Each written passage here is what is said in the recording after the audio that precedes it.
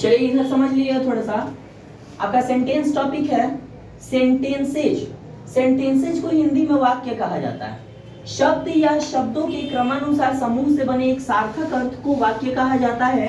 A meaningful meaning made from a word, a meaningful meaning made from a word और sequential group of words is called a sentence. अब देखिए ये तो हम पढ़ के बता दिए, आप लोगों को समझ में नहीं आया होगा। ऐसा आप लोगों को लग रहा होगा कि सर पता नहीं क्या क्या बता दिए हैं, इतना पोथी पत्रा आके बता दिए, समझ में नहीं आ रहा है। अब देखिए थोड़ा सा यहाँ पर ध्यान से समझिएगा।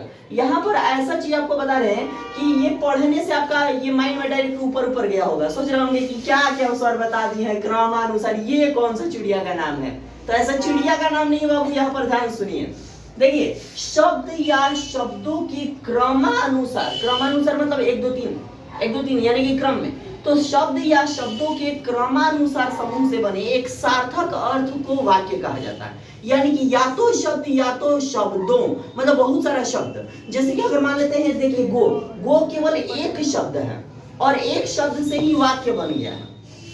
यहाँ पर 2 शब्द आया है और 2 शब्द से वाक्य बना है। यहाँ पर आपका 1 2 3 4 4 शब्द आया है और 4 शब्दों से वाक्य बना हुआ है। इस प्रकार से कई सारे शब्दों का एक ग्रुप बनता है और उस ग्रुप का कोई सार्थक अर्थ निकलता है और उस सार्थक का कोई अर्थ मतलब उस ग्रुप का अगर कोई सार्थक अर्थ निकले तो उसको हम लोग वाक्य कहते हैं। बस इतना ही अपने माइंड में रखना है कि शब्दों का, शब्द या शब्दों का या तो एक शब्द या तो कई सारा शब्द मिलके एक ग्रुप बनाएगा और एक ग्रुप जो बनेगा, जो ग्रुप बनेगा उस ग्रुप का एक सार्थक अर्थ निकलेगा। उसी सार्थक अर्थ को हम लोग वाक्य कहते हैं। अब यहाँ ध्यान समझिएगा।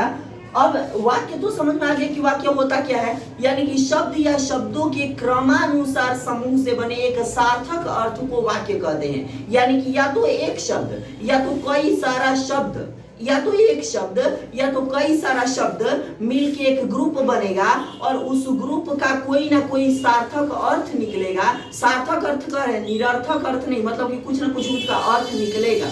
तो अर्थ निकलेगा तो समझ जाना है कि वह क्या है, वाक्य है। तो एक सार्थक अर्थ निकलेगा, वाक्य है। अब यहाँ पर ध्यान समझिएगा, एक चीज और देखिएगा, किसी भी सेंटेंस में शब्दों का सही क्रम होना आवश्यक है। यानी कि कोई भी सेंटेंस हो उसमें शब्द का सही क्रम होना आवश्यक है। यानी कि अगर क्रम में है, जैसे मान लेते हैं कि लिख रहे हैं कि I am eating a mango, eating a mango, I am eating a mango कह दिए, I am eating a mango. अब यहाँ पर देखिएगा I am eating a mango कह दिए तो आई एक शब्द है, एम एक शब्द है, ईटिंग एक शब्द है, एक शब्द है, मैंगो एक शब्द है। शब्दों का एक ग्रुप बना और इस ग्रुप का एक सार्थक अर्थ निकल रहा है कि I am eating a mango, मतलब कि मैं एक आम खा रहा हूँ। तो इसका एक अर्थ निकल गया, तो यह आपका एक वाक्य है। और वो भी ऑर्डर में है, क्रम में है, क्रमानुसार है। जैसे 1 2 3 4 5 ये इस तरह से है। अगर हम इसी को डिसऑर्डर कर दें, हम कह दें कि आई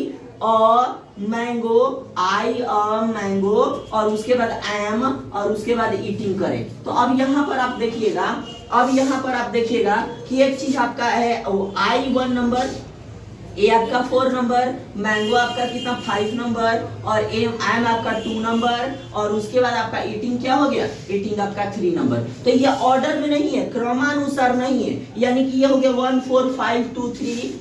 अब बताइए क्या आप लोग कभी ऐसा पढ़े हैं कि 1 4 5 2 3, 1 4 5 2 3 कभी पढ़े हैं क्या? कभी नहीं पढ़े हैं। आप लोग पढ़े 1 2 3 4 5, लेकिन यहाँ पर तो डिसऑर्डर हो गया। तो अगर डिसऑर्डर हो जाएगा तो वाक्य नहीं है। अब हम लोग इसी टॉपिक में वाक्यों के प्रकार के विषय में डिस्कस करेंगे कि वाक्यों के प्रकार यानी कि कितना प्रकार होता है वाक्य का। तो वाक्य के प्रकार के विषय में पढ़ेंगे, तब तक इसको उतार लीजिए।